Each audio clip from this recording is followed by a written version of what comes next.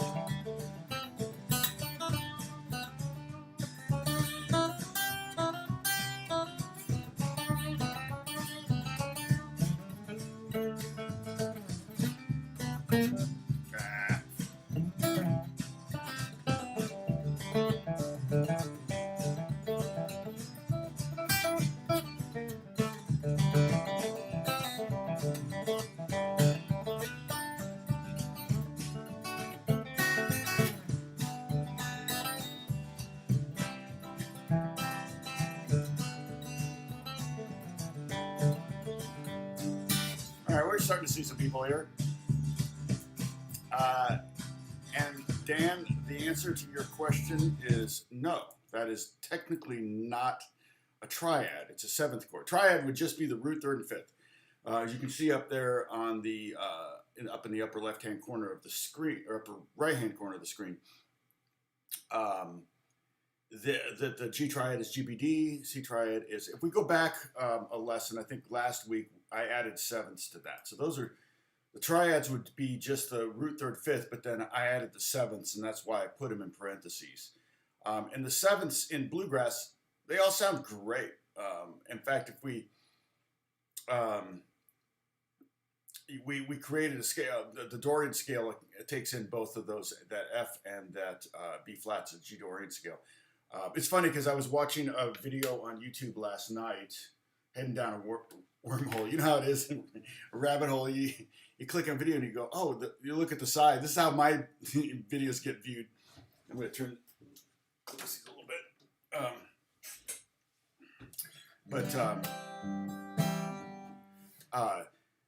I watched one. It was talking about playing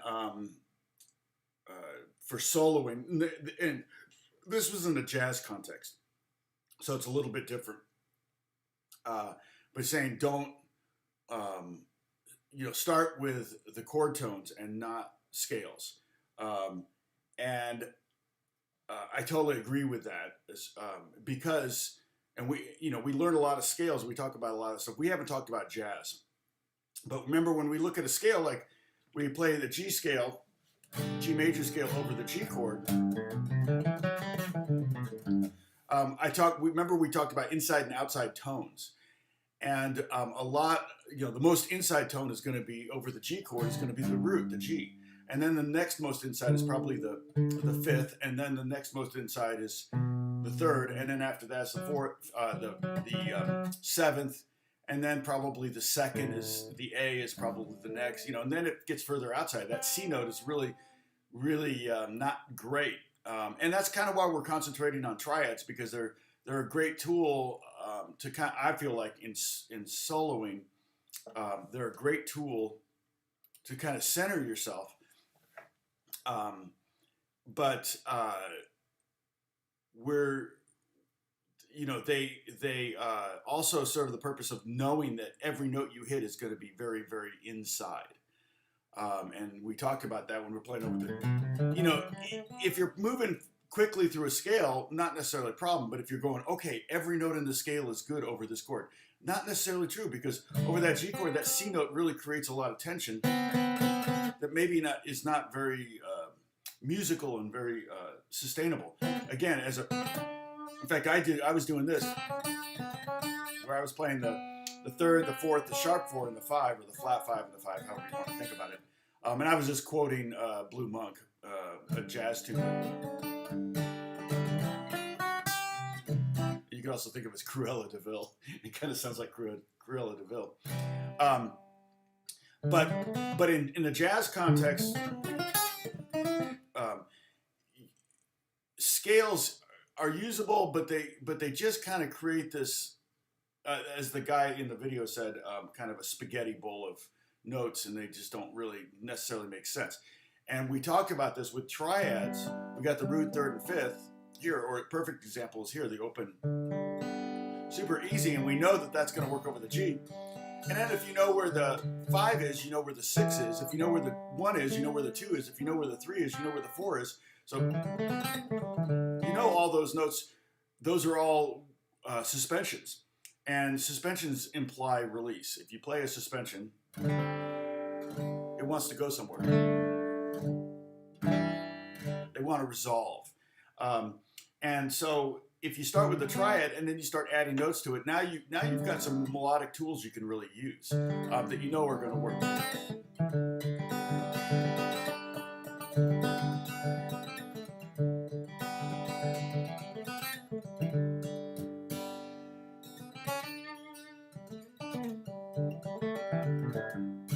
I'm sorry, Ricardo, what are you saying? The chords are wrong with the diagram shown. I think not. They may not line up with what's on the right, but anyway.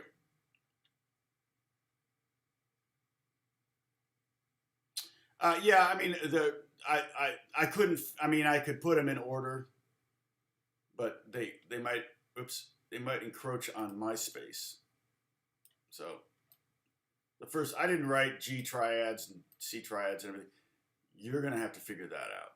But the first stack is G triads, the second stack is C triads, and the third stack is D triads. And I could have written up there a 12th fret here for the G triad. I didn't think of it, but that pattern, the pattern of these shapes recur.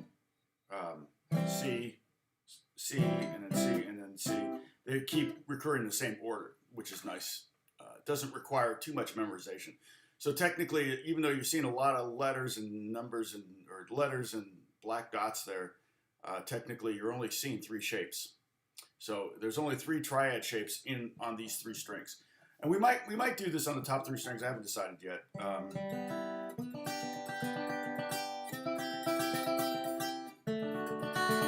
I mean, probably those shapes might even be more familiar than these shapes, particularly the D shape. That's a triad right there, just those top 3 strings.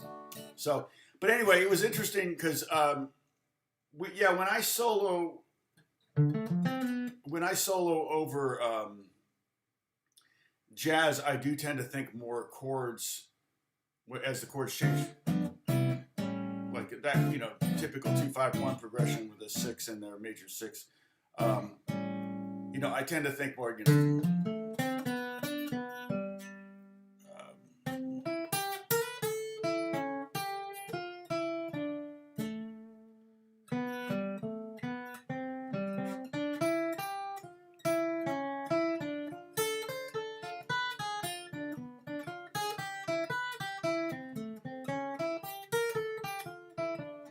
You know, I tend to think more chord shapes, chord arpeggios,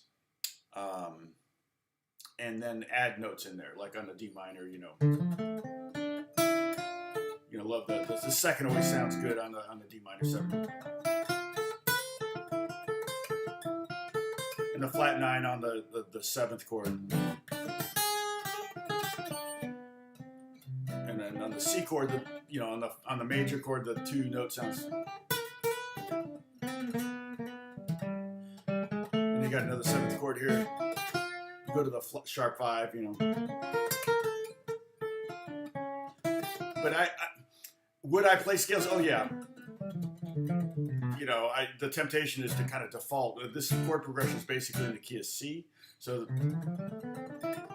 but you know, you do that, and it's going to be kind of a boring solo. I ordered strings, but I haven't gotten them yet, so I still got lights on this. I'm hoping putting mediums on will get rid of some of that buzz. Okay, so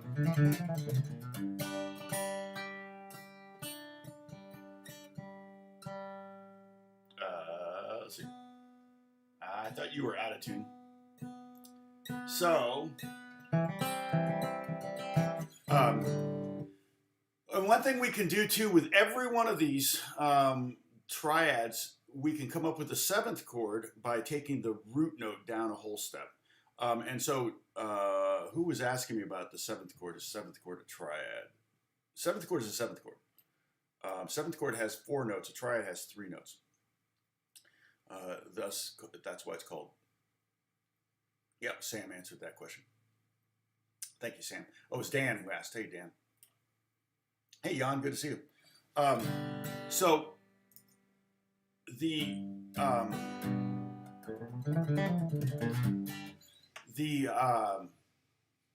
and we'll talk about this. We'll look at these shapes and do that. But it's kind of a good thing to know that you can just go down 2 frets from the root note, and you can get that dominant 7th. And for every one of these chords, the dominant 7th totally works. It will skew it towards the blues direction and make it sound a little bit maybe like, oh wait, that's a weird note, but that's a cool thing. It's kind of all about those moments, those money notes where you get something that's like, oh wow, that, you know, it's like you kind of get people's attention. If you just played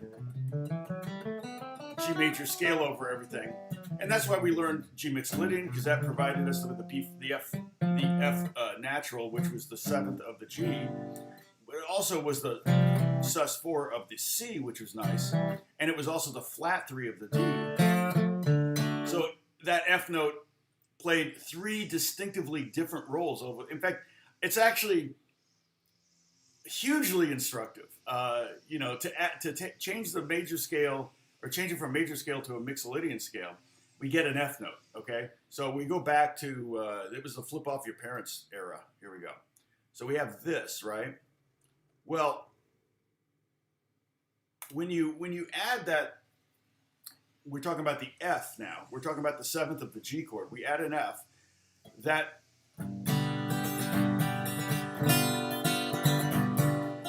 for one thing, it makes for a very strong leading from G to C, okay? Because you got this on top. You play your 1st fret on the 1st string and leave the 2nd string open.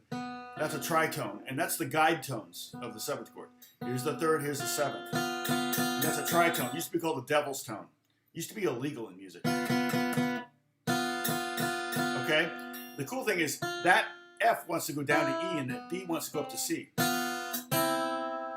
And that makes for a really strong resolution to the C chord from that G chord. G7 to C is even stronger than G to C because you've got more tension to be released. G to C is a little bit more normal. G7 to C is a little bit less normal. But there's more tension there. The devil's tone. And you get to that C chord. Okay? So that G, that serves that purpose, but plus it makes the G when you play the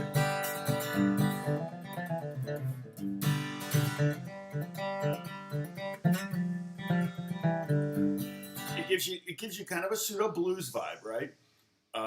And so it's kind of like all of a sudden you're playing it's like you're playing blues. It is called bluegrass. So, and then that same F note has a completely different relationship over the C chord. It's still cool. You wouldn't want to necessarily sit on it because it's the fourth, and that fourth can create a lot of tension with the third of a chord. So the C. So still not tuned.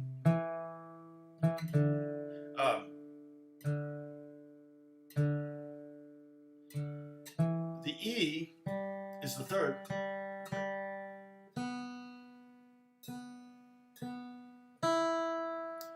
The E is the third, and the fourth is the F. The F is the fourth. And if you play them at the same time, you get that kind of sound. It's not great, but putting the F over the C chord creates a 4/3 suspension tension. Right?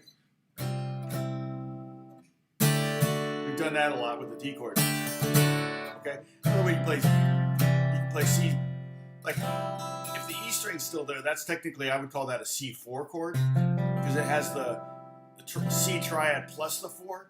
But if I laid my first finger down like this, that would be, you could call that two things. You could call that C sus, or C sus 4, or you could call that like F2 no third over C. Which would you rather call it? I definitely would rather call that C sus. But that wants to be resolved to that. So when your C chord's banging along here in the song and you go to the F natural, it creates even if it's just for a moment.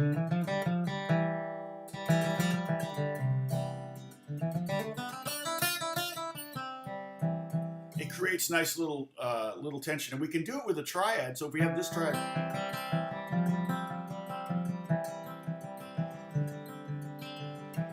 what I'm doing there is I'm doing the C triad, I'm sussing the 4, and then I'm taking the 3 down to the 2, open D string. So I'm going, just on those 3 strings, I'm going 3 0 1 to 2 0 1 to 0 0 1 to 2 0 1.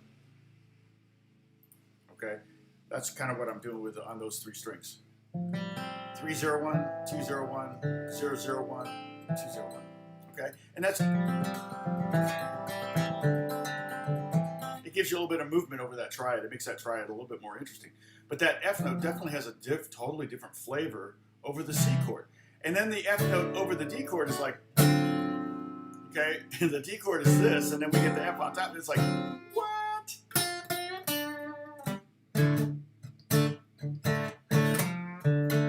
That F really takes it to blues. You thought that F over the G made it kind of skew blues. The F over the D major chord really goes blues, right? It's that flat thing. So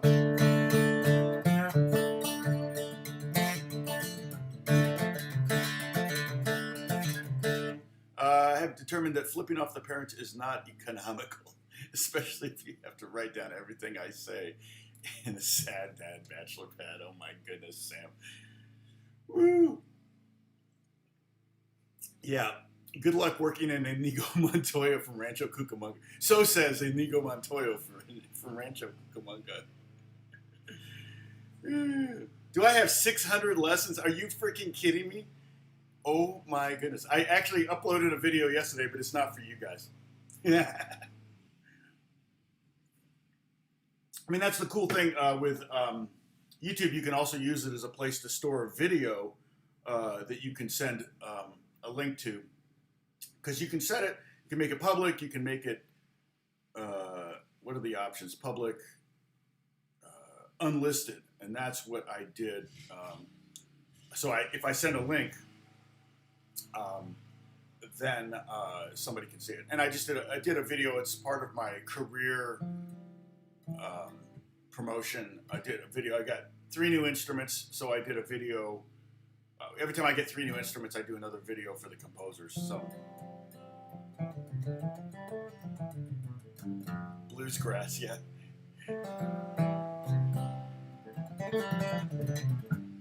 You want your money back. Let's see. John, I've learned from jazz chords with an augmented sharp 5th and a tritone sharp 4th.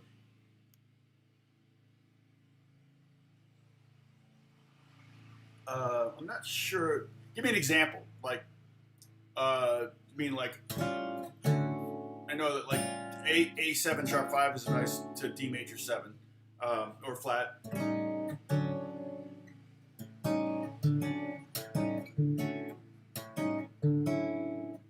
There's a A7 flat 5. I would call it flat 5, not a sharp 4. Yeah, sharp 5, flat 5.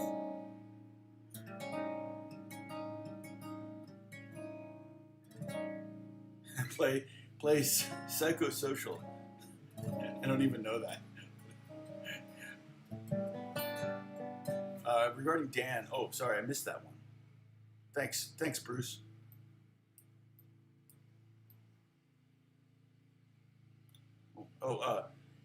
What makes a major scale sound like jazz? Does it have a rule of? A major scale might sound like jazz because of the major 7th, the 7th degree of the scale. Might sound jazzier. Like, you know, context is everything. Like, you play a G major scale in the context. I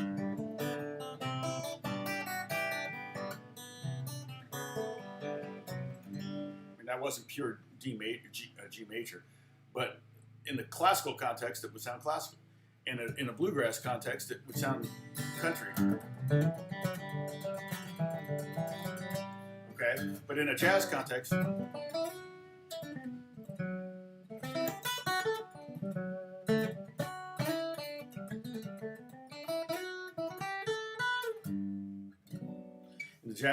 sounds jazzy. But there's something called, I think, was it the Bebop Scale? I think it's called the Bebop Scale, and I didn't learn this until much later. I was doing it without knowing that it had a name. And that's the Mixolydian Scale with a sharp 4. So, like in G, that would be, and we're way off subject now. Although, you could probably use this in bluegrass. But basically, it would be G, A, B, C sharp, D, E, and F. So it has a dominant 7th sound. It sounds like a Mixolydian scale, except the 4th is raised.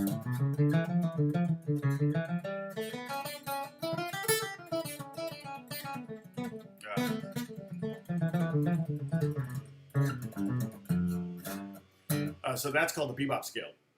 I'm pretty sure. Check my work on that. Maybe look it up. Okay, John, let's see. What is that? Okay, another moderator handled this. Where is it? Okay, so F major 7 to C sharp 5. Yep. Oh, C augmented 5th. C G sharp, E, F sharp. Dang. No, wait. What do I want? I want C, G sharp, E. No good way to play. Oh, I guess I could do it like this. There it is. Yeah, that works. There's no 7th in there. You could add the 7th. But yeah, the flat 5, sharp 5. So,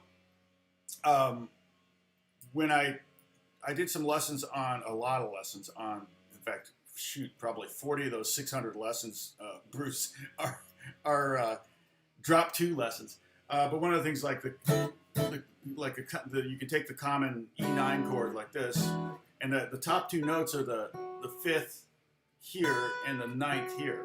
And so if you want a flat 5, you go that, like E9 flat 5, E9 sharp 5, or if you want a sharp 5 or sharp 9 flat 9, or if you want a sharp 9 with a flat 5, or if you want a flat 9 with a flat, they're all right in here. So you can if you want, that would be just a standard ninth. If you did both of them down here, that would be a flat 5 flat 9, and here would be a sharp 9 sharp 5, and so you get all these different things. The one that you're talking about, I would call a here's what you would call that, John. I mean, normally you would see a seventh in that chord. It took me a while because it's more. I think it's more common on piano because it's easier to grab the sharp 5 and the flat 5. But I would call that a C7 sharp 5 flat 5 or flat 5 sharp 5. You have both the flat 5 and the sharp 5. Rarely in jazz do you say the sharp 4 unless you're referring to maybe sharp 11. If you're referring to like a major sharp 11. So, oh, I see what you're saying. Starting on the 6th string. And then, oh, I see what you're saying. Okay. Yeah. Gardner's so annoying. Oh my gosh. Yeah, that's nice. Not sure where I would use that. But so what John is saying is, so here's a C over G chord, but he wants an F sharp in the bass, okay, and then you're playing a G sharp in there. So I'm technically playing. Let me type this out. You could do it this way: 1x 2 2 1x, and then you go to, I think what you're saying is 2x 2 1 1x. And then to maybe 3x 4 4 3x. I think that's right. So it'd be maybe that's not the best G major 7. I don't think. Probably that one might be better. And again, you look at, so like, let me rewrite this out. The first, I'll copy paste the other voicing.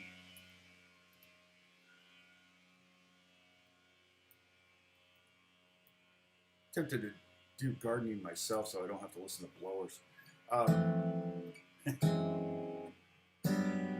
Again, if you look at the individual notes in that thing, and we're getting way off subject, but I do like to try to pull things into the big picture stuff here. If you think of those as 4 different singers, you've got the bass, you got the tenor, and you've got the alto and the soprano. The soprano is going in the bottom of those 2 examples, right? The alto is going, which is a cool part. The chords kind of sounds like they're going up.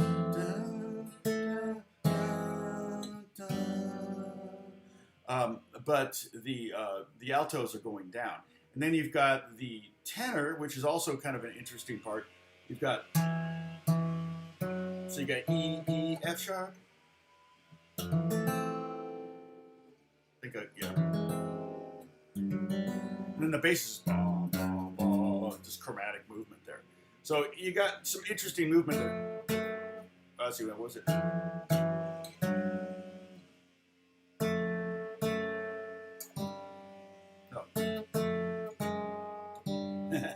Ain't she sweet, right?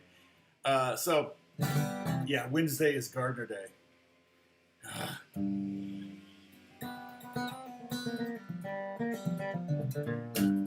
Yeah, it was like hoping it would be raining.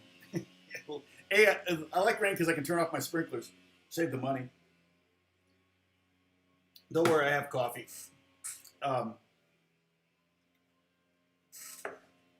And I don't have to listen to the garbage. I'd rather hear the rain any day.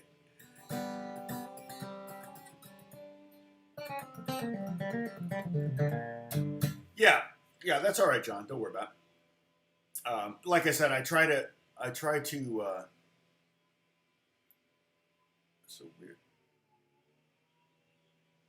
trying to get to fill up the screen. There we go. No, I always like. I try to bring things around. It's not always easy. Sometimes it's a long drive, but yeah. So like I said, that F works great over the over all three of those chords. It has a complete.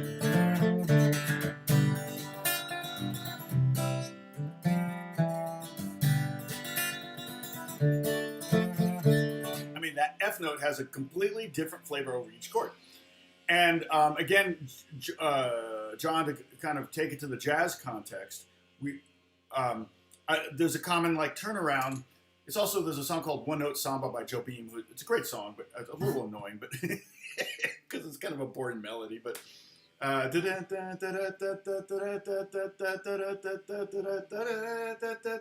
you know, that's the melody for the most part. So I mean, it was kind of more of a study, a very, very Brazilian kind of chord structure, but what I just did there was I basically essentially played descending seventh chords. Okay, so if we play with our first finger, let's put it at the 5th fret. I'm sorry, 6th string, 9th fret.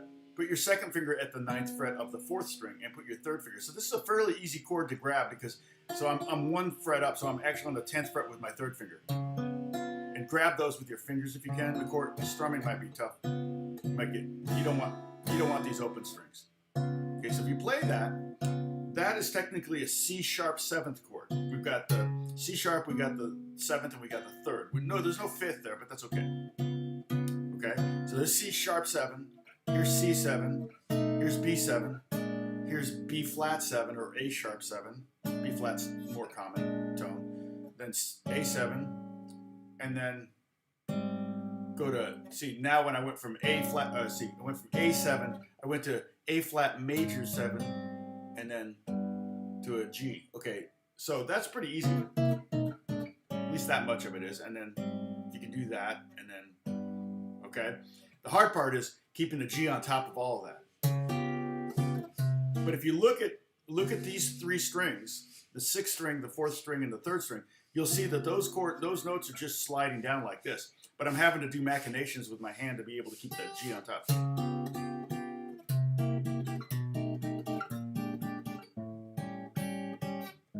And then, but that creates kind of a. I might do that. Kind of creates this cool ending, basically. It's kind of a send up to one note samba.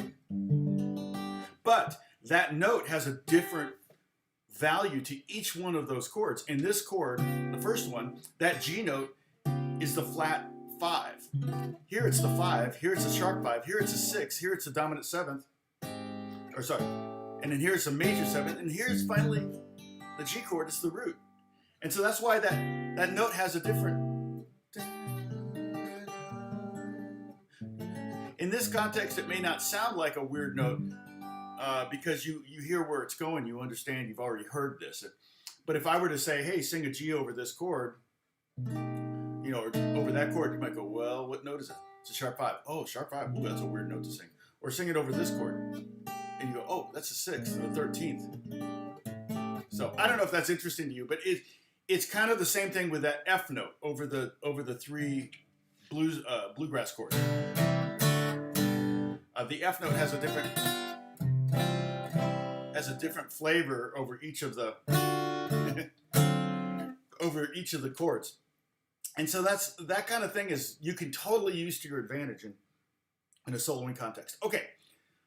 So let's look at the G triad right here.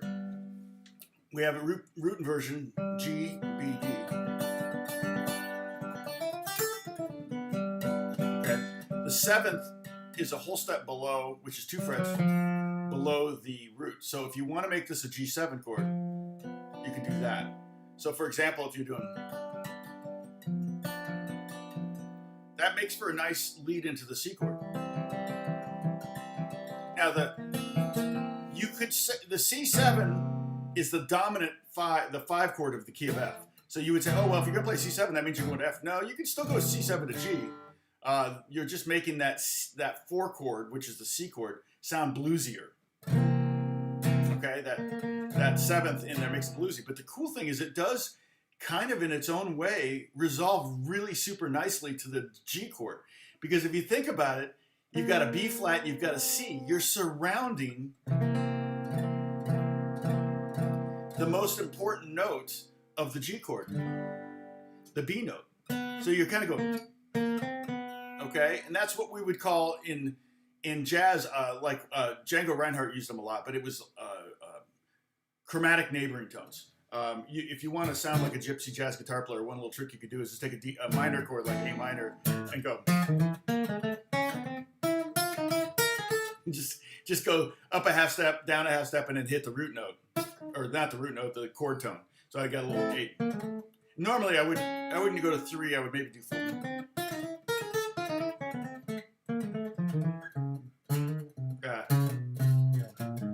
But it definitely has a very gypsy sound to it. And part of the reason was because remember Django only had 2 fingers. So it was something. And I'm speculating that's how he did it. He might have gone like that. Probably did this. But he only had 2 fingers, and so he wrote the book on gypsy guitar, gypsy jazz guitar, and not literally, but he was the most influential to this day. You know, he died in the 50s. To this day, he's still the most influential gypsy jazz guitarist of all time, and so much of his lexicon of licks were out of necessity because he only had 2 fingers. Technically, he had 4 fingers. So if you're saying, well, yeah, technically he had 4 fingers, but yeah, those were fused together, and he would use them for chords and stuff. But churro, the most important word is churro.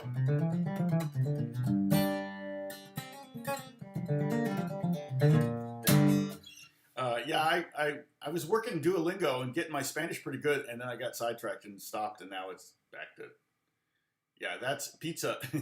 Pizza's not, I don't think pizza is even Italian. When I was in Italy, the pizza there was really lame.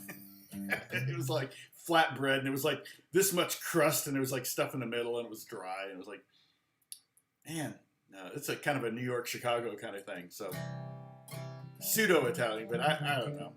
They don't do it very well. Chicago, oh my gosh. Chicago pizza is like a bowl of spaghetti sauce.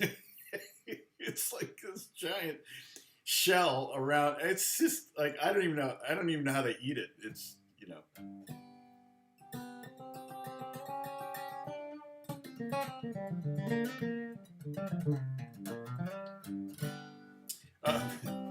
boy, pizza is a universal. It's total squirrel, Bruce. Oh man, hey, I saw a cool. I should know this guitar player. Probably have been told about him before. Oh, Whitson, most anticipated. Talk about series of slide note routines should start next week. Okay, thanks, Whitson.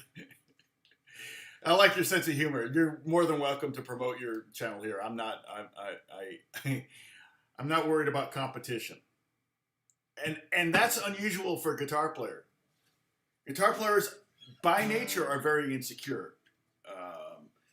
And very protective of gigs. And even Van Halen would turn his back on an audience when he was doing a lick he didn't want him to see, back before he was Van Halen, before he was big.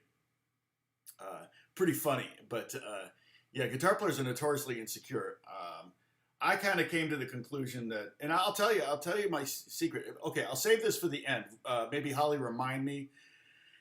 And I got to do a Zoom chat today, and I've got a couple things going on. Yesterday was insanely busy. I literally worked from 9 till midnight, 9 a.m. till midnight yesterday, non-freaking stop. So, but I still did a video. I mean, that was part of the work, was doing a video, and I did a TikTok. A new TikTok is up. So, I'm not going to be able to do one of those a day, I don't think,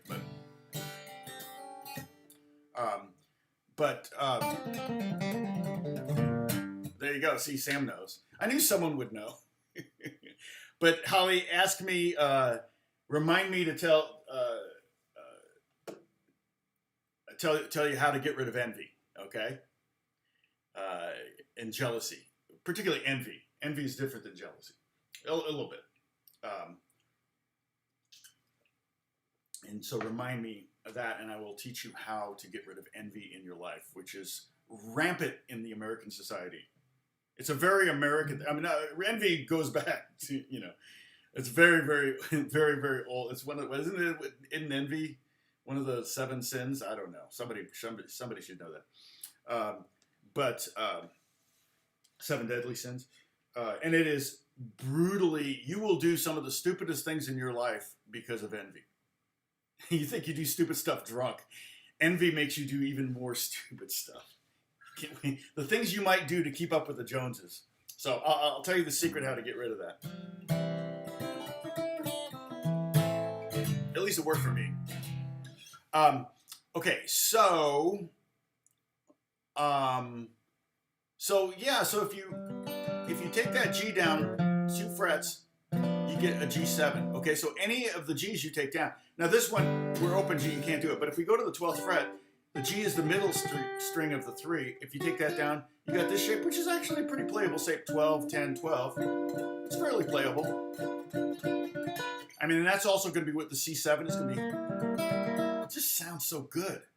And so you get rid of the root. Sure, you lose the root. Okay? So Dan, to kind of back up all the way back to your early question, is a 7th chord a triad? No, but we can play 3-note 7th chords. We don't need the root because the bass player's if he's doing that, or just boom, boom, boom, boom, you're golden.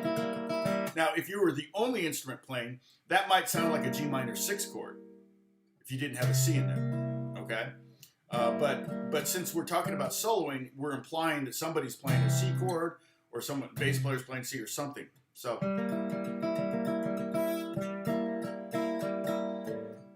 see, and I didn't sleep well last night too, so I feel like garbage today because I had to drink Diet Coke to keep my energy up for all the work I was doing. I mean, I literally did.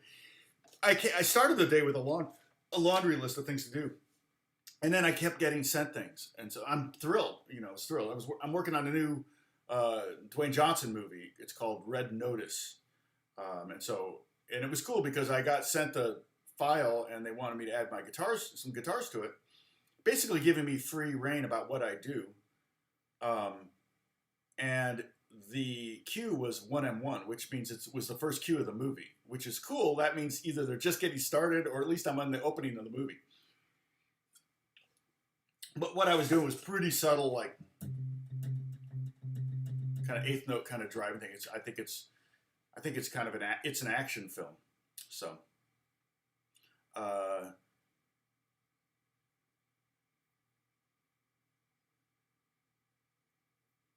either one, John, and you could even just use 2 notes.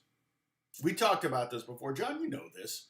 We talked about this when we talked about the blues. Remember, you can imply a blues progression with just the guide tones, the 3rd and the 7th.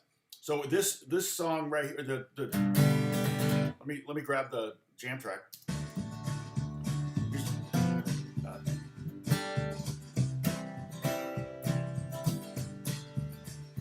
Here we go.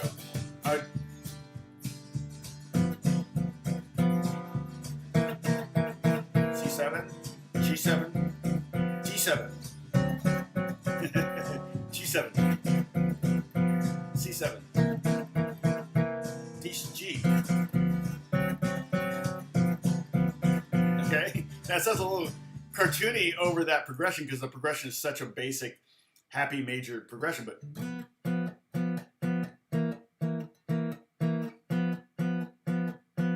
Okay, so what we have here is over the G. Okay, remember we took this triad and we took that G down, or the G down to the F, and we have the F and the B. So there's our 7th and our 3rd. Those are the guide tones. The 3rd and 7th are guide tones. Or I just heard it referred to last night as color tones. Another word for those, the color tones. They're what, you know, that's boring. A G and a B, that's boring. But then you add in the 3rd and the 7th, and now you got something, right? Secret. Okay, Okay, before 1:15. Okay, okay. All right. Catherine, it's a deal. And I may take off a little early today because I got a Zoom call and I'm just like, I'm so wiped. And then I got other stuff I got to do this afternoon. I'm like, oh, I'm almost thinking of canceling the other stuff, but we'll see. Because I know what's going to happen. I got an email. What's the email here? Oh, no, that's nothing. Okay. Okay. And then when I go down to that, the rolls of these notes reverse, okay? The bottom note here was the 7th, the top note was the 3rd of the G. But when I slide down to the C, now the bottom note's the 3rd and this top note's the 7th. Okay, and then I go back to G, and I'm gonna go up to D7 there, okay? So, John, the great thing about those, okay, is that, and I'm putting my pick down, right? You've heard that all the time.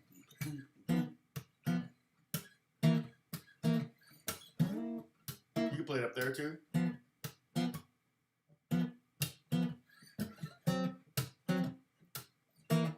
I'm playing the blues now. Okay, I'm doing like a 12-bar blues.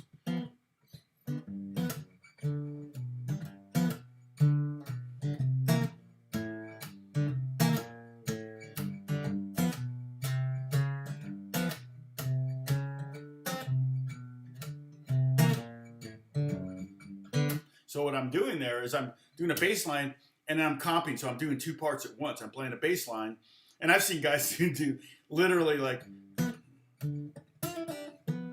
do like licks and everything, like play 3 parts, you know, and the drummer. So you could literally probably figure out a way to play 4 parts, you know, play the role of 4 musicians, the bass line, right? And then you got the slap in there. Somehow get a slap in there as well. I'm sure there are guys out there that, you know, players out there that, I say guys, I mean everybody. Men, women, dogs, cats, you know, anybody. But you can get that.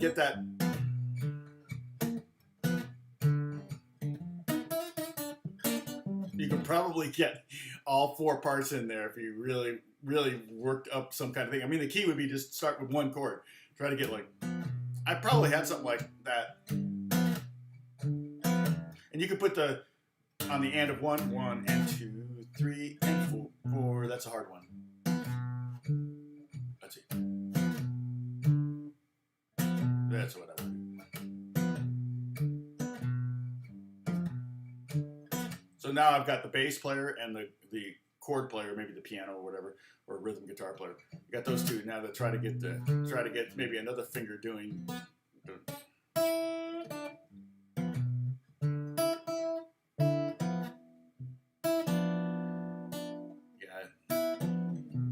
It's doable. I've seen people do similar things like that.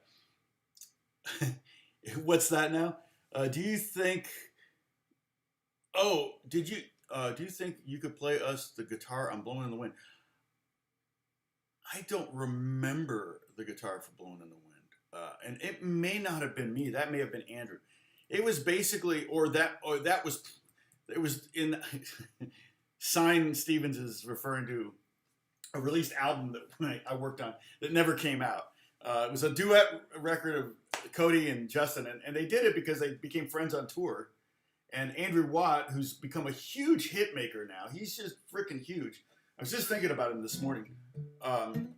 He was Cody's guitar player, and then Justin's guitar player was Dan. Shoot, I can't think of his name right now, but Dan, shoot, gosh, I should know his name. Anyway, and then I was kind of thrown into the mix too. So I ended up co-writing, I think, 5 of the 13 songs that they recorded, including Home to Mama. And that was basically my hook that Sam Hook wrote over and that Cody and Justin sang on. And that one actually got released. But yeah, Justin Bieber has a song called Blowing in the Wind. I'm sure, well, see, here's the thing. Can I mute you guys? Oh, can I mute? Oh, I can mute you. I'd have to mute you to listen to this because I don't want to get anybody in any trouble. But I don't remember if I may have played like mandolin on it because you know, I was playing mandolin. I see full version. Wow. All right, I'm gonna just for a second. I'm going to mute you guys. Sorry. Hold on.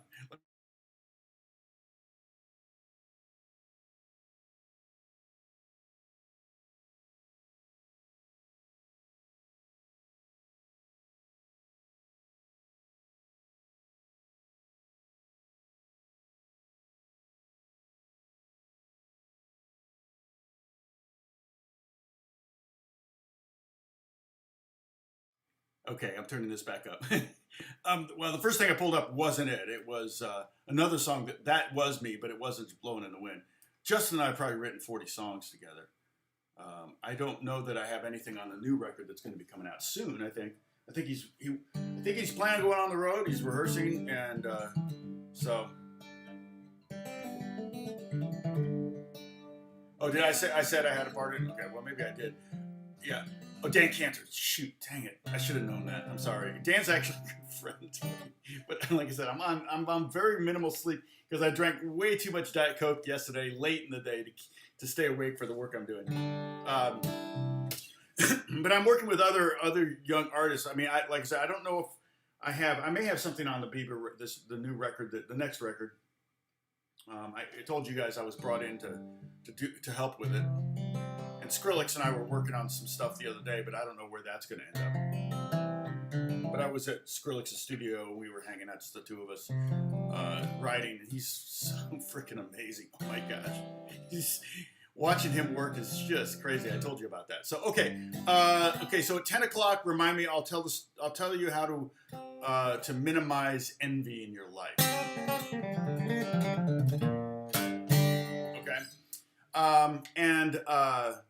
So we've got 2 shapes so far for the 7th chords, okay? So when we're jamming on these triads, yeah, Raise the Bar, definitely, I wish that song would come out. Raise the Bar is my favorite hook that I've written, and I can't show you how I did it because I don't want, because it's not released. If somebody were to copy that hook and release it, then they would own the rights to it, not me. So I can't. I keep getting asked to teach a lesson on Raise the Bar, but I can't. It's not easy to play. Let's say that. Let's put it that way. But it's one guitar.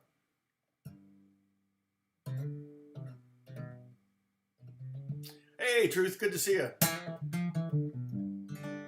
Sign Stevens is getting me distracted with Bieber stuff.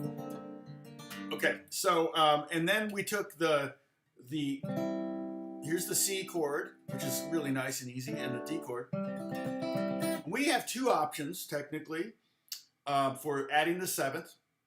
Almost prefer the one where we take the 5th up a minor 3rd. Okay, so let's look at this. Here's the C chord. We can get to the 7th by taking the root down a whole step, which is 2 frets. So don't worry, there won't be a quiz on that. So everybody take a sip. It's our drinking game. There won't be a quiz on that. That the 7th is a whole step below the root. However, I've said it probably 10 times today, so you probably know it. And so you don't need a quiz. If you know it, what do you need a quiz for? I don't need a quiz. Now, the thing I haven't said before is you can get to the 7th by going up a minor 3rd from the 5 of the chord. Okay, and in some ways, remember, first note we're going to get rid of in a chord is often the 5 if we don't need it. The root also, because if you have a bass player, you can play the root. But here's the C, and then if we go to, so I went from 5-5-5 to 5-3-5.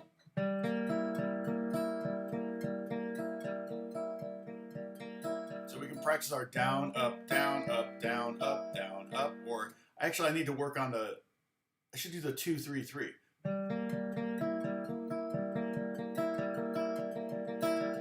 You know what? That's a great, work on that. So our options, as far as just like having 8 notes to choose from on these triads, is is 3-3-2, which is what we've been doing, 3-2-3, and then 2-3-3. Those are kind of the possible mathematical options here, right? But the 2-3-3 is a very common kind of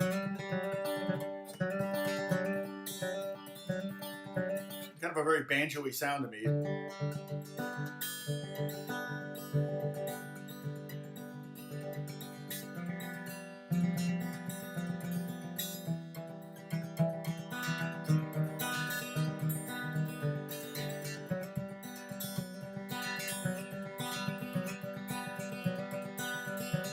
It has a very fun feel to it. So those are the three patterns on the right hand that you should practice. The 3-3-2, which is okay, and then you could do 3-2-3, which is ba-da-da-da-da-da-da. I think of some that uses that pattern, and then 2-3-3 would be.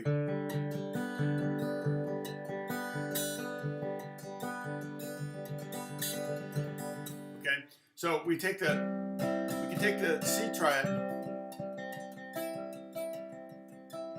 and we can take that root down here, and we have 5th fret, 3rd fret, and 5th fret.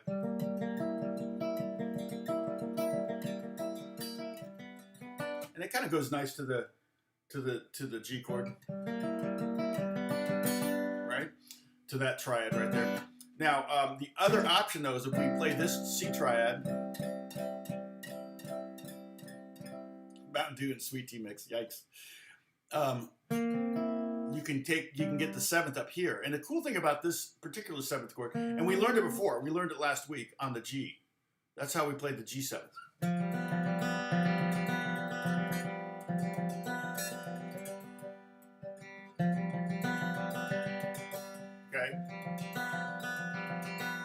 And so the way you would play it using the same voicing on C. The nice thing about it is you got the 7th and you got the 3rd, and you still have the root in there. See, when we do this, when we take this down here, we lose the root. We still have the 5th, which is cool, but we don't have the root. And so here with this voicing, even though it's a tough one for Holly, especially with the pinky reaching way out there.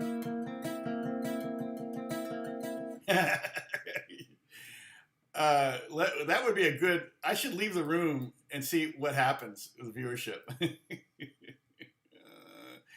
Yeah, it's kind of. Yeah. Well, technically, leaving the room is the same as muting.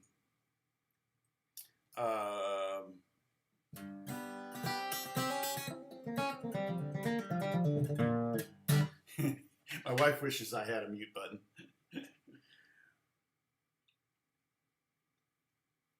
Hair of the dog right here.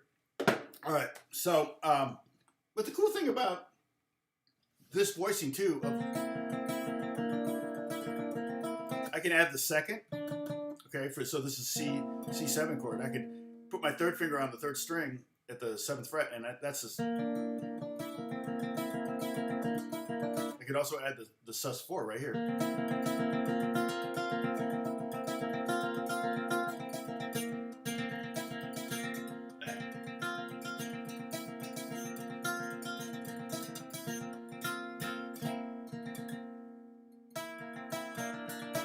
Now, if I add both at the same time with the 7th, I'm basically playing a B flat triad.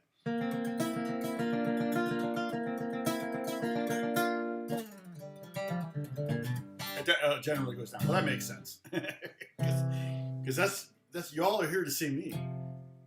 It's all about me. Well, enough about me. What do you think about me, Bette Midler? What are you running away from? My ass. All right, Pinky, wake up. Just get the coffee out, take the lid off, dip the pinky in the coffee, and you're gold. Okay, so it's 10 o'clock. I'll tell you the secret to getting rid of envy. So I feel like part of being a musician. Well, and my wife was a missionary when I met her. She was on staff at Campus Crusade for Christ, which was a university mission organization, and I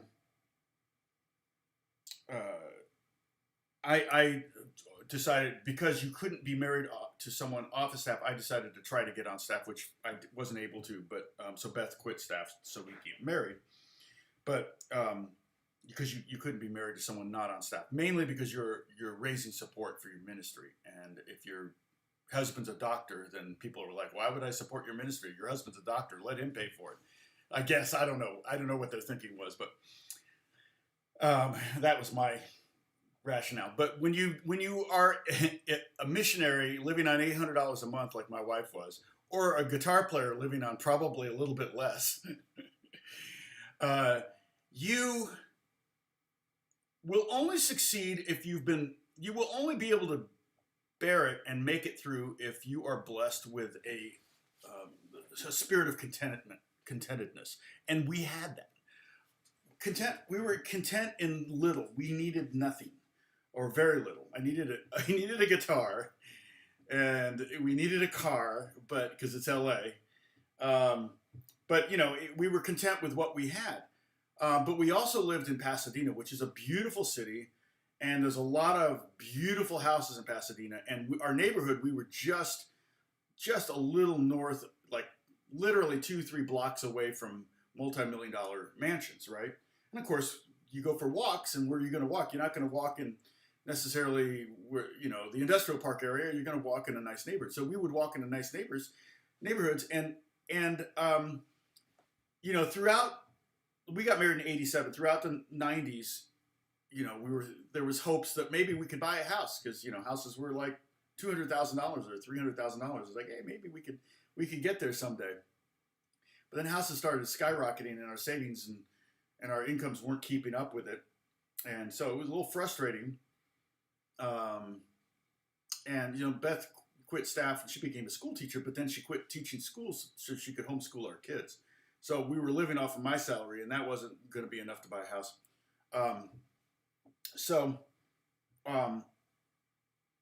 We kept saving and everything, but we still had a spirit of contentedness. But every now and then, we would lose that, and we'd be walking through these neighborhoods, and I would be looking at these houses, and these houses, it'd be 5 o'clock, 5:30 in the afternoon. We taking a nice, maybe a family stroll, or just Beth and I. And we'd be walking by these houses, and nobody's home. They're still working. We're like, well, at least we they're still working to pay off these multi-million-dollar mansions, to pay off their lifestyle, or they're still commuting home from wherever they work at. And but occasionally that spirit of contentedness would leave us, or particularly me, and I would kind of be like, why do they, I chose the wrong career. I should have been an attorney. Like everyone, all these people were attorneys or something. I'm like, what do you do? So it was tough. And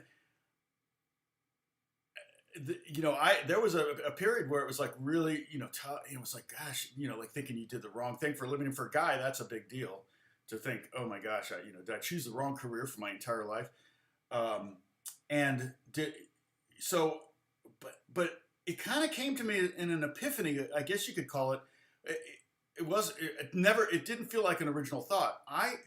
I'm walking by myself in these neighborhoods, and I'm seeing these beautiful mansions, and I'm wishing I could have one, and I want to work for it, but I just can't get there. And what I did was, it just occurred to me, I should pray that God will bless them even more. And I'm a big contrarian on everything. And to me, that made, like, it felt real contrarian. It's like, this guy already makes $1 million a year. He's got a beautiful, $3.5 million house. And I'm praying to God to give him more. And you don't have to pray to God. You can just wish him good thoughts. You can pray to your God, whoever your God is. It doesn't have to be the God of the Bible. But that's what I did. And immediately, literally within a nanosecond, all jealousy and envy went away. And now, in fact, I felt like I had a stake in their success. Like if they showed up and I walked by their house and they've got a brand new BMW in the driveway, I'm like, cool. It was like completely opposite effect. And so what I did was I started to apply it to my career, because the same thing was happening in my career when there were guitar players doing gigs that I wished I was doing. which was, let me put it this way. Someone's always going to have a better job than you. Someone's always going to have a bigger house than you. Someone's always going to have a nicer car than you. Someone's probably going to have a better looking spouse than you. So you're really tempted to, envy or be jealous of something that somebody else has that you don't have. And I started praying for guitar players that I wanted them to be successful. I prayed that God would make them even more successful. Not only did my envy go away and my jealousy went away, like I said, I started to celebrate in their successes. And then I started, and I'm not a name it and claim it kind of person, but I started to see more success in my life, in my career, because I was no longer willing to do whatever I had to do to get ahead. And the contentment immediately came back when I started praying for God to bless people that had more than I had. And again, that's so contrarian, right? It's kind of the opposite of, Santa, give me a new bike. It's like, Santa, give the rich kid a new bike. You wouldn't say that, but it works. And so anybody you're tempted to be jealous of, pray that they are blessed with even more. Anybody that has something that you wish you had, pray that if someone's got a spouse that you think is like, oh, then pray for their marriage and that they have the strongest marriage in the world. Pray, if you're jealous, if you can't have children and you have a friend, we struggled with this on the opposite side. All our friends were struggling to get pregnant, and we were like fertile myrtle and potent notice over here, like drop of a hat, we got pregnant. And we felt kind of bad. And I know there were people that, friends of ours that were kind of tempted to, be jealous of us, and they may have been, but they all have kids now, so that's the good thing. So I don't know if that makes sense to you guys, but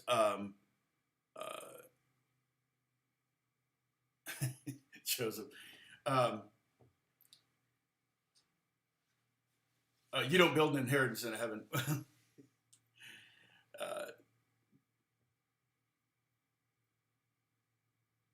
Exactly. That's a good thing too. There's a reason why God gives you your daily bread, because then you need it tomorrow too. You need Him tomorrow too. I always say, can God give me my yearly bread? And sometimes you get those monthly bread checks. Those are nice, especially in my business. Those things can show up at just the right time. But yeah, goodwill towards all, but it's not easy. That's not a natural human condition. Even though people want to, particularly people that believe in a utopian potential, the human tendency is quite the opposite. So you really do have to be intentional about fending off jealousy and envy in your life. And I feel like it's a very proactive way to do it. And that way, if somebody, like I said, if somebody has success in their life that you were formerly jealous of, you can say, wow, cool, I prayed for that. They owe me big. No. So, goodwill towards all nurtures peace and contentment in one's own heart. Yes, yeah, I think that's part of it.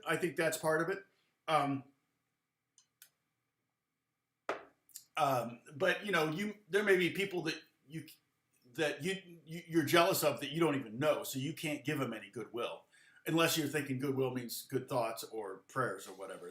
Then I would agree with that. So,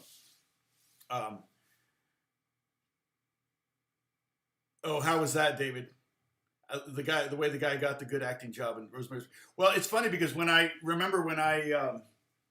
got offered a position at USC, University of Southern California, where they said they wanted me to create a degree program in worship leading. I literally went there for a meeting to talk about teaching one clinic. And I came out of the meeting and the dean of the school had offered me a position creating an entire program, a master's degree program. I mean, that's a good meeting. But in the meeting, I'm sitting there going, well, I'm not qualified. I can give you numbers of 10 people that are far more qualified than me to do that. And he was like, I want you to do it. So it's crazy. You know, yes. No, Dan, that's totally true, and I get it. I mean, you know, like I said, it's real easy to be jealous of somebody who's getting it. And I have a job that's a pretty enviable job, to get to play guitar for a living. The other thing that uh, you know, I love what what's the Dirty Jobs guy? He said, "Don't do your passion. Have passion for what you do." Because not everybody, if everybody could do for a living their passion, we would all be starving. Because there are farmers out there that would love to be on American Idol, or they would love to be famous painters or whatever. But the problem is, you know, we can't all be guitar players because none of us would exist. We'd all starve to death. I couldn't support myself, so. Oh, he got the gig through Black Magic. Oh my gosh, yeah, that I'm not recommending that. Kind of the opposite of that. So you can't spend it when you're gone. No, that's true. And I do tend to be generous, you know, when I can, when I have the opportunity. But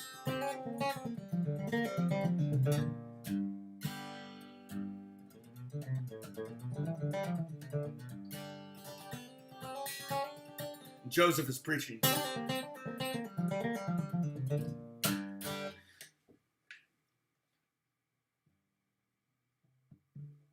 Let's see.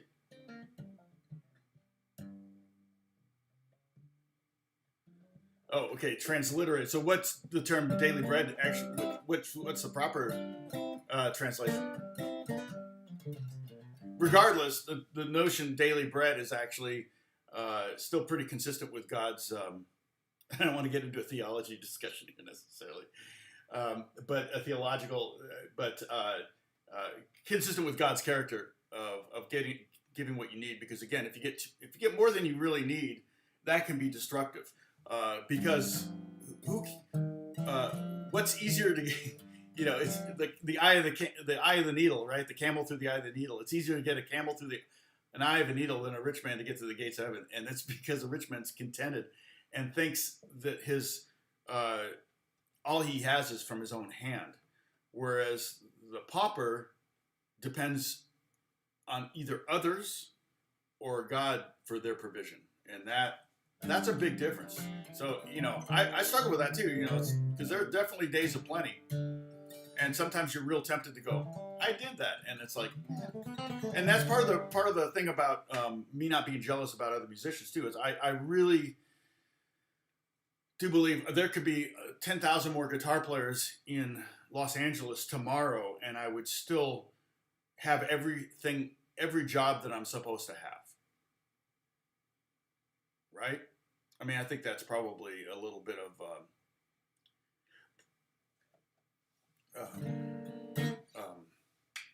What's the term for that? Fate. But did I ever meet Rich Mullins? I don't think so.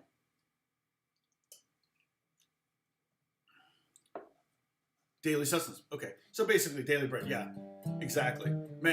Bread can mean bread as in money or bread as in food.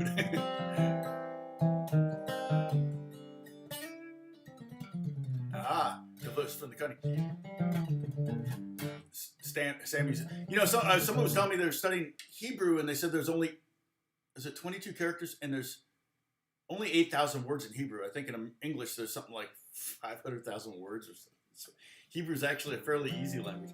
How's Greek? And back in the day, when before my time, because I mean I remember them teaching Latin in high school, but it wasn't like required. But there was a time where in high school you pretty much, back in the 40s and 50s, I guess, you had to take Latin. It was pretty standard.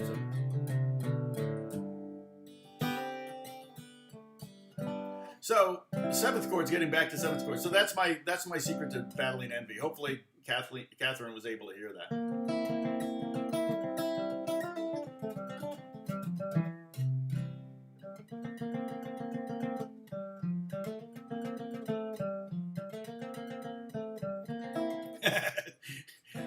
Yeah, Aslan is like, oh man, what happened? Why are we talking about God? Oh no.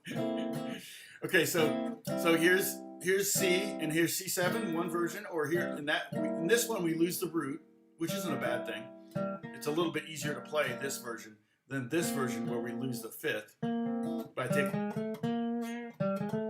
get our Triad Theory on here and take that fifth up to the flat sevenths. Okay. Another voicing. So we had this one. Okay. The other voicing is the G. So this G one here. Oh, let me go back to. Sorry, I'm on the wrong page. Here we go. This one here.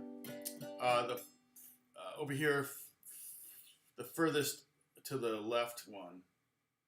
It's weird. I'm pointing to my right and saying left. And that bottom shape here. So it's a 9th fret on the 4th string, 7th fret on the 3rd string, and 8th fret on the 2nd string. Okay. Now we can get to the 7th two ways. We can go take that root down, okay, and play it like this.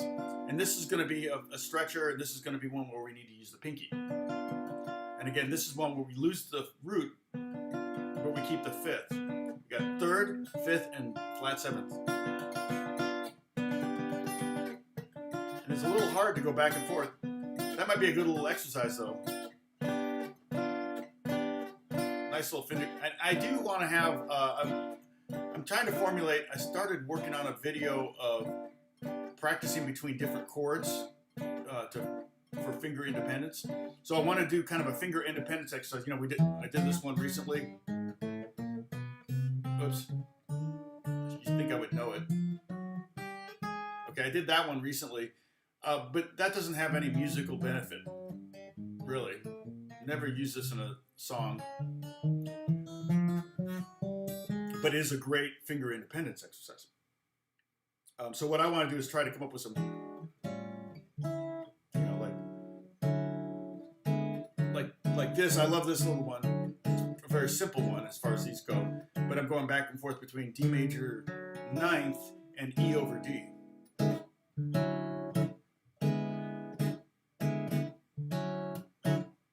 But I feel like it's very musical. So those are the kind of exercises I want to kind of put in that video. And some of them, that would be one of the easier ones. I'll probably do them in order of like easiest to hardest. But I might do that one. Might do this one. So it'd be kind of fun. Yeah, the octave drill, exactly. It's a good one. It really helps warm up the fingers.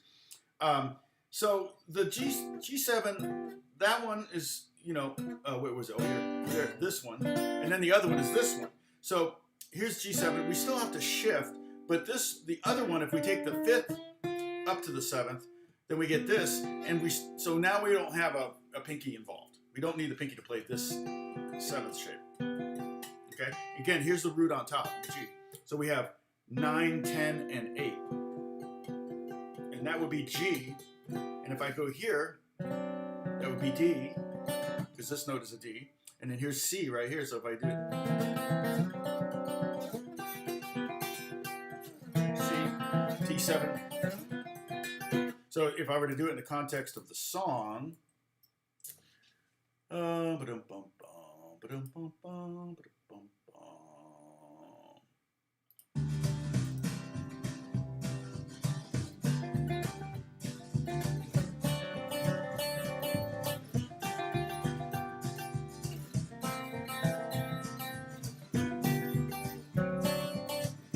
you could do that.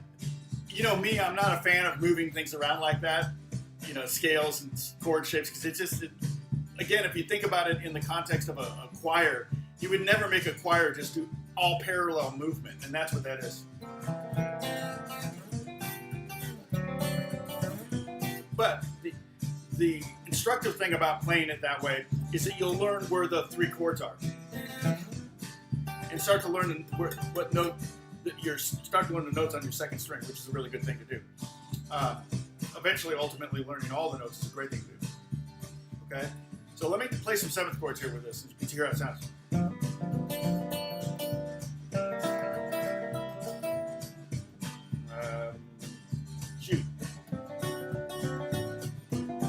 trying to get one.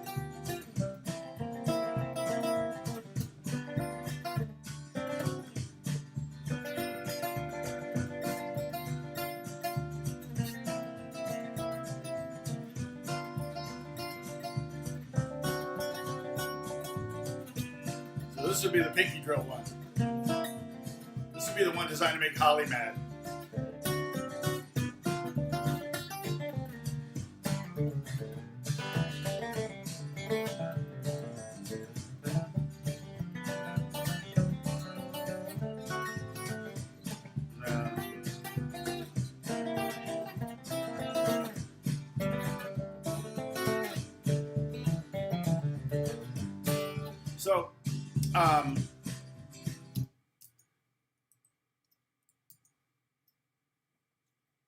So adding adding a seventh of these triads, again, they stop being triads at that moment.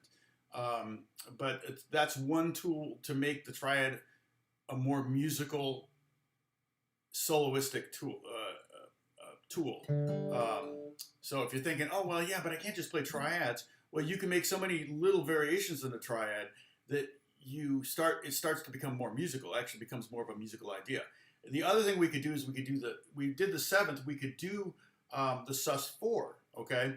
So like on the C triad, okay, on that D triad it would be like that. On the C triad like this, it'd just be there, right?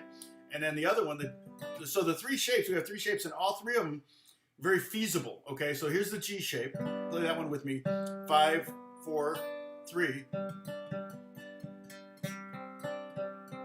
I'll go super slow, sorry. Down, up, down, up, down, up, down, up. Add the pinky on the 5th fret of the 3rd string. Up, down, up, down, up, down,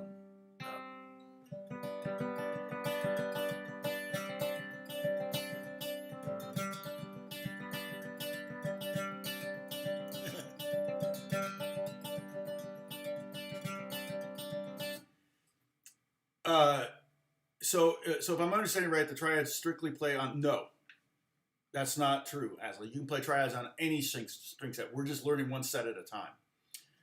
You can play, I like to play triads on non-adjacent strings. Like one of my favorite, like the,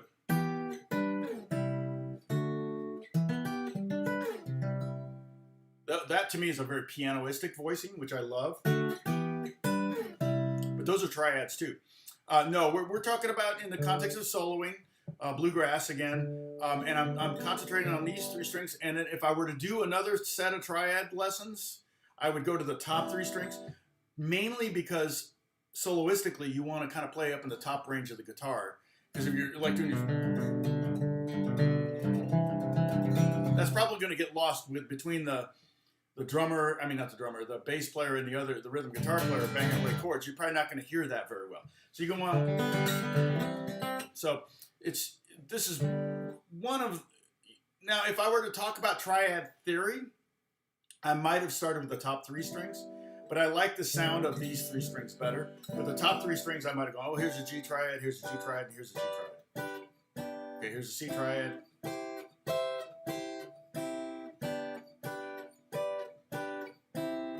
Okay.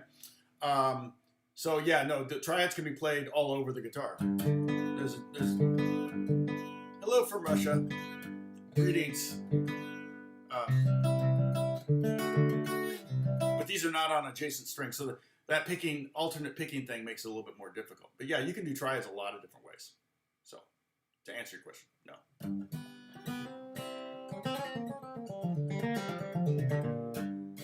Yeah, exactly. Unfortunately, yeah, triad shapes on like mandolin are consistent, but on guitar they are not because of that odd major 3rd interval here instead of like solid 4ths. But I'm glad if you tune a guitar in solid 4ths, you realize how hard it is to play. I should do a video on that. It'd be pretty funny. It's like, okay, how do I play an E chord? Because this is going to be F and C. It's going to be like, well, that's not E. So let's see. If that's C, then this is going to be E, and then if that's open is F, that means that's, so that's C. Yeah, you can't play an E chord. I should do a video on it. That'd be actually really kind of fascinating. Some things would be easier. Scales, I think, would be a little bit more symmetrical. I think in a with if the guitar were tuned in fourths. So anyway, bum bum bum bum bum bum bum.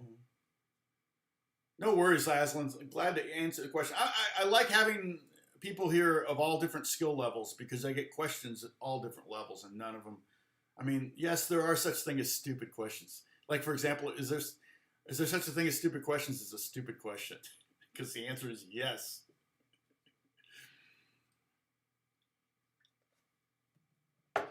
But always. Yeah, triad means 3 notes, specifically the 1, 3, 5. Doesn't mean there aren't other 3. And you can have dyads, 2 notes, like GB could be a dyad. Right? What's the Snow Patrol? That's a dyad.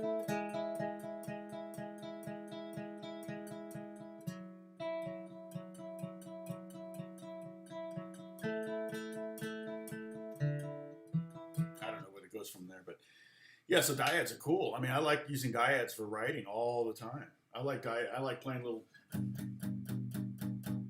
When you do power chords,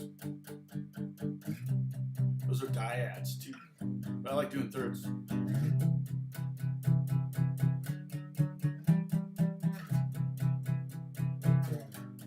know, I love dyads are great for writing because they leave a lot of space for vocals and other things to happen. You know, if I'm banging up.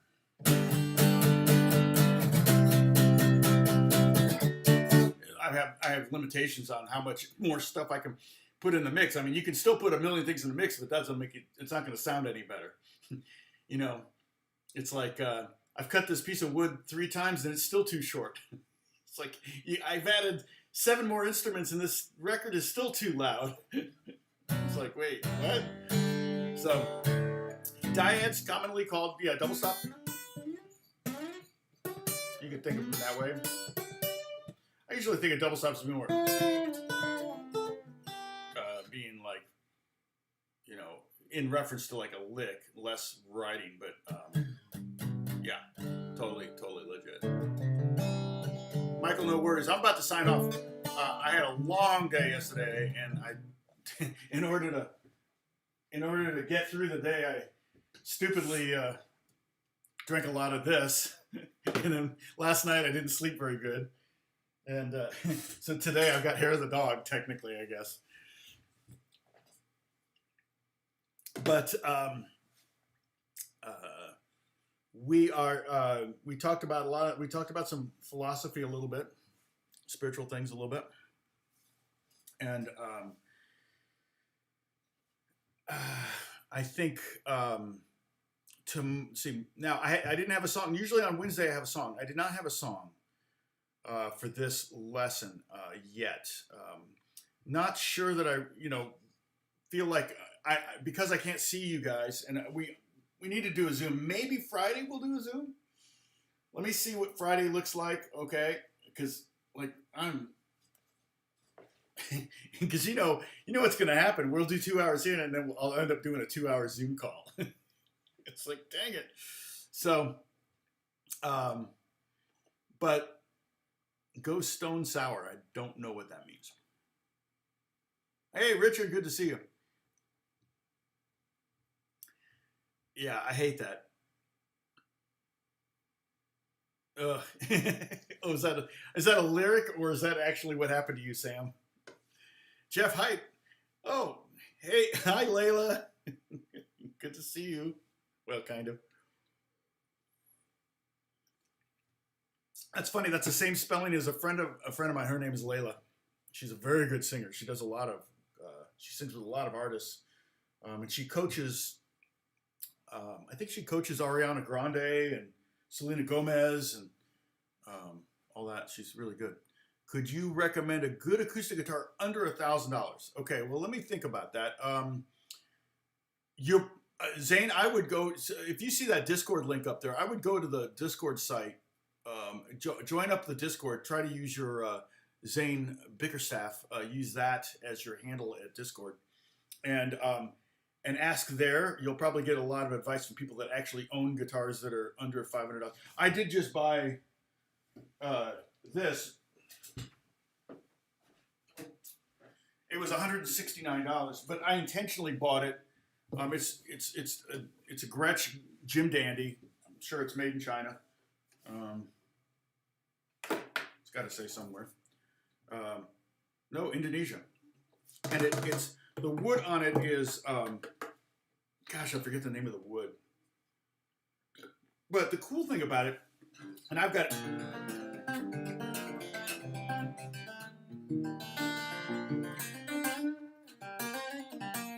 I have it tuned down a whole step because I'm trying to get kind of a lo-fi thing, and I actually did a pop song yesterday on it. I write on it sometimes for some of the pop artists. It's funny because this one artist that I'm working with, he really likes it when I record. I do it both ways, but he likes it when I record the guitars on the iPhone. He loves the compression that's kind of built into the iPhone. So what I have to do is I have to put an ear. I should do a video on this. I put my ears in so that I have a click track. So I run it. I find the tempo that I want to write the song at, because that's going to be like, I'll play the song 10 times until I find the right tempo. Like this is the pocket, it's got to feel good. If it feels rushed, it won't be right. If it's too laid back, it will, it'll want to push. So you got to find that perfect pocket for the song, and every song's going to be different. And once I have that, then I also run my Gefell mic at the same time. So I'll actually use the stand to hold the mic. So basically the mics will be like this. Not the mics, the phone and the mic. And I turn off. That's one of the keys. You got to turn off your phone. Not turn it off, but you got to put it on airplane mode, because otherwise you're going to get a text or something in the middle, and it's going to vibrate, and then you'll be like.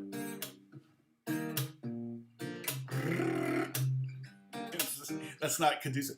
But I wouldn't recommend this guitar for someone who wants a cheap guitar. This specifically, I'm using this guitar to get a lo-fi sound. In fact, I have a even cheaper guitar that I paid $20 for it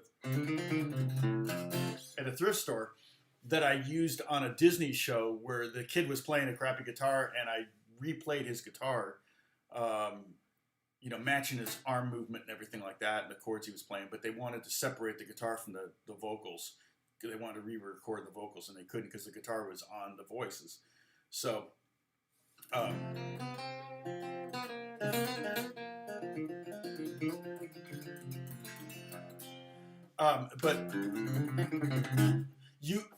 what you can do too is you can go to Sweetwater, and you can Sweetwater is good, I think, because I read an article in Rolling Stone. They are selling 1,000 guitars a day at Sweetwater.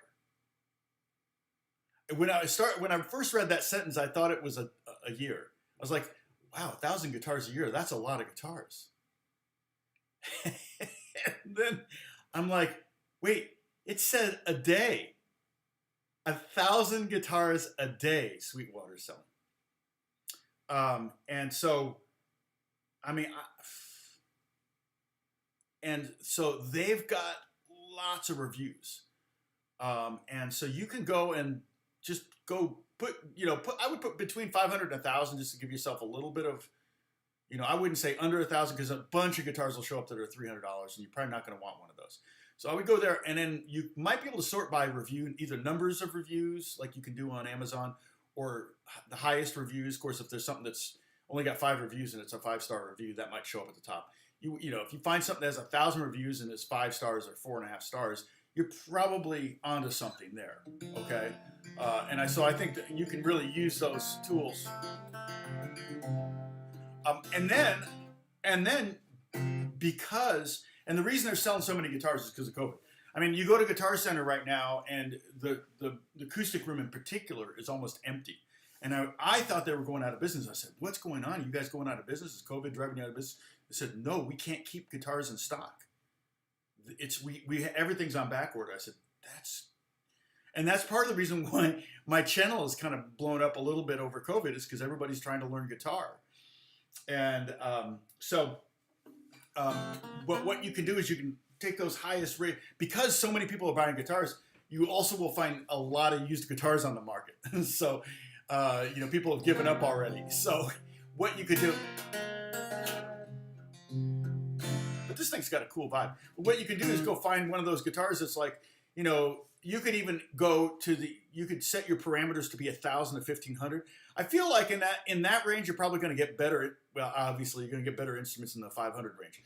But like a $900 guitar versus a $1,500 guitar, the $1,500 guitar is probably is likely to be twice as good as a $900 guitar, even though it's only about 70% more. So you're getting 100% more guitar maybe for that extra $600. But if you take your parameters and go $1,000 to $1,500 guitars, and then look at those reviews and go, what's the top 5 guitars there? And then go to Craigslist. You might be able to find one of those guitars for $900 or $600 or whatever on Craigslist. So, and you don't have to pay sales tax. So.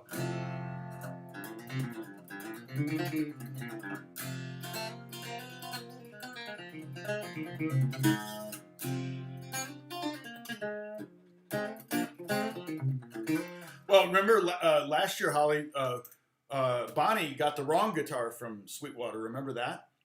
And I was kind of like, well, that's kind of weird. But if they are literally selling 1,000 guitars a day, I can see where that might happen. So, and I think it was even a problem with like them replying to her, like getting back to her. It's funny because whenever I buy even the littlest thing from Sweetwater, I get a call from Dave Crichton, who's kind of my guy there, and he always, hey, how did it go? Has you got what you need? Yeah, he always follows up with a call, which is pretty cool. Nobody else does that. They're very big customer service. They're freaking Fort Wayne, Indiana, where it's super cheap to live. I bet you they got great bonuses this year. I bet you I bet you house prices are going up in Fort Wayne, Indiana. Seagulls are actually pretty nice. They're made, yeah, you're right. They're made handmade in Canada.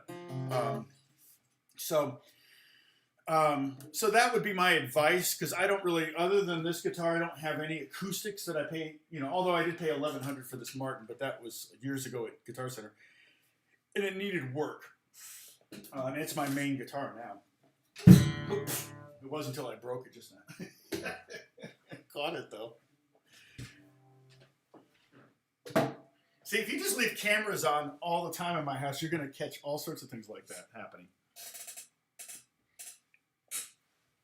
But Zane, I would recommend you go to that Discord link right here, up here. And at the very top, I pinned it, and you can join the group, and they can tell you about their guitars and successes and failures in that department. Okay? All right. Yeah, Zane, and we've started doing this. This is the 9th week we've been talking about bluegrass. I've mostly been talking about scales to use over a very, very simple, progression of G, C, and D. Transferring that to other things. Probably, like, if you really, really want to get into bluegrass and jazz, both of these kind of have the same, they're very, very similar in a lot of ways, very improvisational. In jazz, you also will play the song, and then everybody solos, and then you play the song again, and then the song ends. That's when you do a jazz gig, that's pretty much how it's done. Same thing with a bluegrass gig. The players are very, very talented and have a lot of knowledge and skill and stuff like that. They've got a lot of dexterity. And same thing with jazz. Bluegrass players and jazz, both those fields are very, very closely related. And probably the best way, if you really, really want to get into it, in both scenarios, is just start learning a lot of songs. Start out learning the rhythm of songs, and then go from there and start learning the melodies, and then start learning how to solo over. You can do variations on the melodies, and that will create solo ideas. You start doing theme and variations on the melodies. Okay. I'm going to take off because I got some stuff to do today, and Friday, maybe we'll do the Zoom thing. I would love to see everybody's face. But what I'm thinking is maybe I'll do a song, but if I do a song, it may be a variation on last week's Triad Shapes in first position, and melody notes, scales. So we might like go, use a major scale plus these shapes or something like that. Okay, so I'll let you know. We'll kind of may do a mixed medium thing if I have time to write something.